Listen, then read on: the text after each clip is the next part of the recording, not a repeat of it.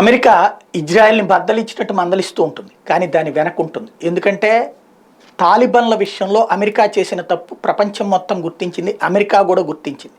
గతంలో బిన్ లాడెన్ని అంతం చేసిన తర్వాత తాలిబాన్లను వదిలేసినటువంటి పరిణామక్రమం, వాళ్ళందరూ పాకిస్తాన్లో ఉంటే వాళ్ళని కాపాడుతూ వచ్చినటువంటి పాకిస్తాన్ ఆ తర్వాత ఆఫ్ఘనిస్తాన్ నుంచి అమెరికా దళాలు వెనక్కి వెళ్ళగానే తాలిబాన్ల చేతికి వెళ్ళింది. ఒక దేశాన్ని మళ్ళీ తీవ్రవాదులకి అప్పజెప్పి ఇప్పుడు చివరికి ప్రపంచ తీవ్రవాదులందరికీ శిక్షణ కేంద్రంగా ఆఫ్ఘనిస్తాన్ తయారైనటువంటి దుర్భరమైనటువంటి పరిస్థితి గమనించాక హమాస్ తీవ్రవాదులను అంతం చేయాలన్నటువంటి ఇజ్రాయెల్ పంతానికి అండ నిలబడకపోతే కనుక మరొక అంటే ఒక్కచోట తీవ్రవాద దేశంతోనే చూస్తుంటే ఇప్పుడు 100 చోట్ల తీవ్రవాద దేశాలు ఉంటే ఇక ప్రపంచంలో ప్రశాంతత ఎక్కడ సాధ్యమవుతుంది?